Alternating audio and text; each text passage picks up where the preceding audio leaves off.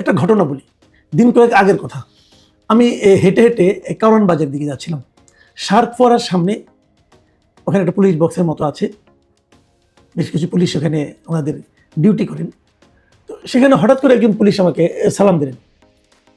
তো সালামটা পেয়ে আমি একটু কথা বলার সুযোগ পেলাম আর কি। তো একটা কথা অনেকদিন ধরে আমার মনের মধ্যে ছিল, বেশ কয়েকদিন ধরে। তাই মনে কি জিজ্ঞাসা করলাম যে, ভাই আপনাদের এই পোশাকটা কে পছন্দ করেছে? আমি কেবল এইটুকু বলেছি। আমি বললাম না, মনে হলো ওনার মনের ভেতর থেকে ওনার অব্যক্ত, না বলা, বলতে না পারা অনেক কথা যেন হর হর করে বেরিয়ে এলো। এবং সে কথাগুলো সারমর্মটা কি, তারা কেউ এই নতুন পোশাকটা পছন্দ করছে না। এবং আমি যে প্রশ্নটা করেছিলাম তারও কারণ কিন্তু ছিল একটাই, এই পোশাকটা আমার কাছে একেবারেই পছন্দ হচ্ছে। এই যে শিয়ালের মতো কালারের যে পোশাকটা, এটা আমার একদমই ভালো লাগছিল না। আমরা তো একটা পুলিশের কয়েকটা পোশাক দেখে পরিচিত, অভ্যস্ত, আমাদের চোখ সয়ে গেছে। কিন্তু আমরা আগে দেখতাম একটা খাকি পোশাক, সেই খাকি পোশাক নিয়ে অনেকের আপত্তি ছিল, কারণ খাকি পোশাকটা দেখলেই আমরা ওই আপনার মানে পাকিস্তানি বাহিনী, হানাদার বাহিনীর যে পোশাক, খাকি রঙের পোশাক, সেটার কথা মনে পড়ে যায়। যাক, সেই পোশাকটা 2003 কি 4 সালের দিকে ওই পোশাকটা চেঞ্জ হয়ে যায়। চেঞ্জ হয়ে এই যে নীল কালারের যে পোশাকটা দেওয়া হয়। এখন এই নীল কালারের পোশাকটা ভালোই ছিল, এটাকে চেঞ্জ করতে হলো কেন? এবং চেঞ্জ করে শিয়ালি কালারের মতো একটা পোশাক দেওয়া হলো কেন? তো আমি না ওই ভদ্রলোকের সঙ্গে অনেক আলাপ করলাম। আমি বললাম যে, ভাই এই পোশাকটা যে আপনাদের দিয়েছে, এটা কি অন্য কোনো দেশের এই কালারের পোশাক আছে? উনি আমাকে জানালেন, আমি সত্য মিথ্যা জানি, উনি জানালেন যে থাইল্যান্ডের পুলিশের নাকি এই কালারের পোশাক আছে। এবং সেই সঙ্গে উনি এটাও বললেন, দেখেন থাইল্যান্ডের মানুষের কিন্তু মোটামুটি 90% মানুষ কিন্তু গায়ের রং ফর্সা, এবং ফর্সা হলে এই পোশাকটা মোটামুটি তাও চলে যায়।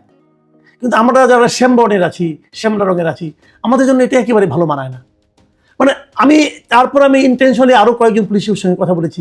আমি এ পর্যন্ত একজন পুলিশ কর্মকর্তা পাইনি যারা এই পোশাকটাকে পছন্দ করেছে, যারা বলেছে যে নতুন এই পোশাকটা তাদের খুব ভালো লাগছে, এই রংটা তাদের খুব ভালো লাগছে। এখন কেন ভালো লাগছে না, এর কিছু কারণ আছে। কিন্তু কারণগুলো এরকম, আপনি দেখবেন বিভিন্ন বাসা বাড়িতে ইদানিং নানা রকম গার্ড থাকে, মানে নিরাপত্তা প্রহরী থাকেন, এবং বিভিন্ন অফিসে এরকম কিছু নিরাপত্তা প্রহরী থাকে, তাদের অনেকেরই এই ধরনের একটা কালারের পোশাক থাকে।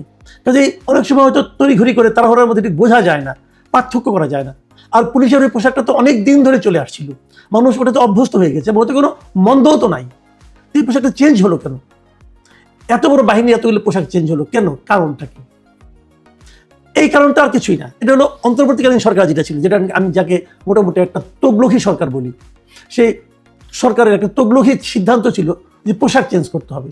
এবং তখন আমরা দেখেছিলাম র্যাব, আনসার এবং পুলিশ, এই 3 বাহিনীর পোশাক করা হয়েছিল। এবং আমার কাছে সবচেয়ে ভয়ঙ্কর লেগেছিল পুলিশের পোশাকটা এবং র্যাবের পোশাকটা। এবং তখন আমি বলেছিলাম যে, আপনার যদি সিংহের গায়ে যদি বিড়ালের চামড়া লাগিয়ে দেন তাহলে যে অবস্থা হবে, এটা হলো তাই। ভাই পুলিশকে দেখে তো বুঝতে হবে যে এরা একটা মানে আপনার অন্যায়ের বিরুদ্ধে রুখে দেওয়ানোর মতো একটা বাহিনী, তাই না? এই বাহিনীকে আপনি এই পোশাক পরিয়ে দিচ্ছেন কেন? পোশাক কিন্তু মানুষের মধ্যে একটা প্রভাব বিস্তার করে, সাধারণ মানুষের মধ্যে একটা প্রভাব বিস্তার করে। তো সেটা তো হবে না এটা দিলে পর। তারা এটা কেন করলো? তারা বলেছিল যে পুলিশের নাকি মনোবল ফিরে আনতে হবে।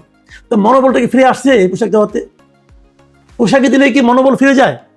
মনোবল বেড়ে যায়? হ্যাঁ, মনোবল পাল্টে যায়। কিন্তু আপনার পোশাকে আপনার মানে আপনার ব্যক্তিত্ব, আপনার পার্সোনালিটি বলেন, আপনার নিজস্ব সাহস, মনোবল, এগুলি কিন্তু চেঞ্জ হয়, একদম হয় না তা না, হয়। এবং সেই চেঞ্জটা কি এই পোশাকে আমার মনে হয় সেই চেঞ্জটা হবে, নেতিবাচক পরিবর্তন হবে। আগে যে আত্মবিশ্বাস সে নিজের ভূমিকা রাখতে পারতো, এই পোশাক পরলে ততটুকু পারবে বলে আমার কাছে মনে হয় না, বরং কমে যাবে, কোনো সন্দেহ নাই। তার মানে অন্তর্বর্তীকালীন সরকারের যারা এই সিদ্ধান্তগুলি নিয়েছিল, তাদের মূল লক্ষ্য ছিল যে পুলিশের মনোবলকে কমিয়ে দাও, নানাভাবে কমিয়ে দাও। ওই যে তার ওই ওসির সামনে যে ইন্টারমিডিয়েট পড়ায় ছেলে অথবা ফার্স্ট ইয়ার পড়ায় ছেলে পায়ের উপরে পা তুলে বলবে যে আমার কথা শুনতে হবে, যে বলবে যে আপনি আমার কথা না শুনলে মনে রাখবেন অমুক জায়গায় আমি এসআইকে আগুন দিয়ে পুড়িয়ে দিয়েছিলাম, অমুক থানা পুড়িয়ে দিয়েছিলাম, পুলিশ কাছুমাছু হয়ে শুনবে সেগুলো। যারা বাহাদুরি দেখাতে যাবে তাদেরকে আপনি ক্লোজ করে নিয়ে যাবেন, অথবা যদি তারপরে যদি গ্রেফতার হয় মধ্যরাতে কোর্ট বসিয়ে তাকে জামিন দিয়ে দিবেন। এগুলো দিয়ে মনোবল কমানোর যে একটা প্রক্রিয়া, সেই প্রক্রিয়াকে আরো বেশি স্থায়ী রূপ দেওয়ার জন্য পোশাকগুলি চেঞ্জ করা হয়েছিল। এটা হলো আমার বিবেচনা।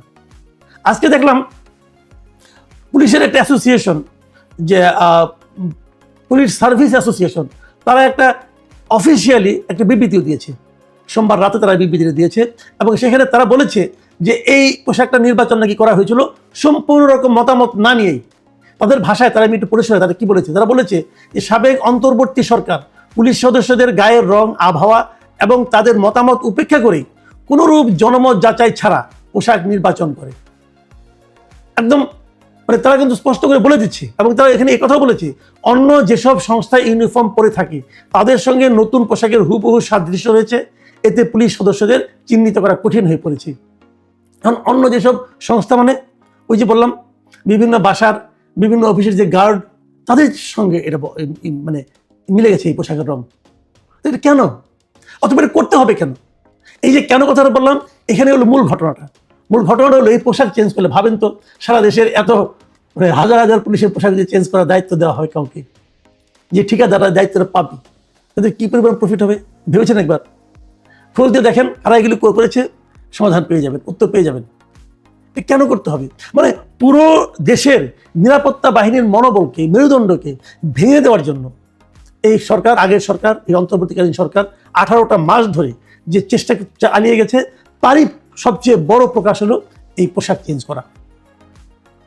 এবং এত টাকা খরচ, এই পোশাক ধরেন আগের সেট সব বাতিল, নতুন করে এক সেট পোশাক আনতে হবে, আনার পর এটা খরচ আছে না, এই খরচটা আপনি কেন করবেন? কতগুলো অপচয়, আগের পোশাক যেগুলি ছিল সেগুলো তো অপচয় হয়ে গেলো। আর এই নতুন খরচটা আপনি অন্য কিছু করতে পারতেন, পুলিশের যে ভবনগুলো, থানাগুলি আছে সেগুলো চেহারা চেঞ্জ করতে পারতেন। তো এগুলি কেন? আমি আগেও বহুবার বলেছি যে পুলিশের মনোবল যেটা ভেঙেছে সেটা আর কিছু না, পুলিশকে আপনি স্বাধীনভাবে সিদ্ধান্ত নিতে দেন, পুলিশের মনোবল বেড়ে যাবে। পুলিশের প্রতি কোনো অন্যায় হলে তার একটা বিচারের আশ্বাস আপনি দেন, পুলিশের মনোবল বেড়ে যাবে।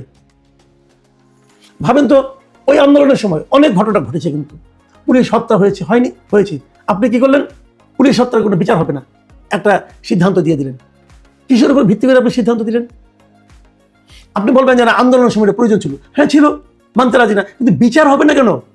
একটা পুলিশ হত্যা হয়েছে, আপনি বিচার করেন।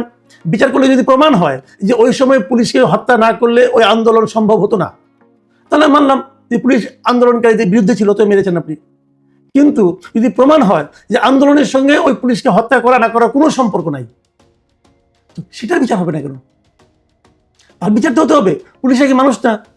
পুলিশে কি দেশের নাগরিক না? আচ্ছা, যত পুলিশ মারা গেছে সেই জুলাই 2024 জুলাই আগস্টে, তাদের যারা ফ্যামিলি আছে, সেই পুলিশ নিহত হওয়ার কারণে, তো সেই পুলিশ মারা যাওয়ার কারণে তার ফ্যামিলি তার বেনিফিট বিল পাবে? যদি হত্যারই বিচার না হয়, হত্যা বিচার না হয় মানে কি? তার মানে হত্যাটা জাস্টিফাইড, তাহলে তার ফ্যামিলি পাবে না, বেনিফিট পাবে না। তার ফ্যামিলি যারা এতিম হয়ে গেল, যারা নাকি একদম মানে পথে বসে গেছে, এরকম অনেক ফ্যামিলি সম্পর্কে আমি জানি, তারা কি দেশের নাগরিক না? তো পুলিশকে যখন আপনি প্রতিপক্ষ বানিয়ে দিবেন, পুলিশকে যখন আপনি বলবেন যে তোমার সহকর্মী, তার মৃত্যুর কোনো সাজা হবে না, তার মৃত্যুর কোনো বিচার হবে না, তারপর আপনি বলবেন তোমাকে নতুন পোশাক দিলাম, এই পোশাক পরে তোমার শক্ত মনোবল নিয়ে তুমি বুক চিতিয়ে দাঁড়াও, হবে? এটা তো হবে না। তো সেই কাজটা করে মানে গোড়ায় কেটে আপনি উপরে পানি ঢালছেন। পুলিশের মনোবল তখনই ফিরবে যখন নাকি সুবিচার থাকবে সমাজে, যখন নাকি রাষ্ট্র তাকে সুবিচারের গ্যারান্টি দিবে, তখন দেখবেন পুলিশ নিজের জীবনকে বাজি রেখে কাজ করবে। হ্যাঁ, পুলিশের মধ্যে অনেক অন্যায় আছে, অনিয়ম আছে, পুলিশ ঘুষ খায়, পুলিশ মানুষকে হয়রানি করে, এই সমস্ত অভিযোগ তো আছে। অভিযোগ থাকলে অভিযোগগুলো বিচার করেন, বিচারিত কোনো আপত্তি নাই।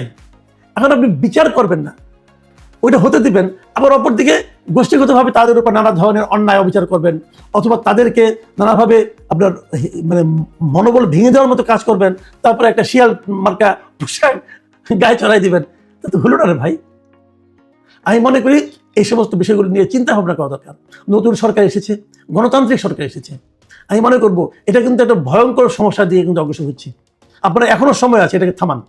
পুলিশের কাছ থেকে মতামত নেন, মতামত নেওয়া তো 2 দিনের মামলা, জিজ্ঞাসা করেন 2 দিনের মধ্যে আপনারা কোন ধরনের পোশাক চান, তাদের মতামত নিয়ে পোশাক চেঞ্জ করেন, তাহলে পুলিশের সমর্থনটা আপনারা পাবেন। পুলিশের মনোবল তখন চাঙ্গা হবে, পুলিশ তখন ভাবতে শিখবে, হ্যাঁ আমাদের সময়, আমাদের বিষয়ে কোনো সিদ্ধান্ত আমাদেরকে আমাদের মতামত নিয়ে করা হচ্ছে, এটাই জরুরি। প্রিয় দর্শক, এখন এই পর্যন্তই। আল্লাহ হাফেজ।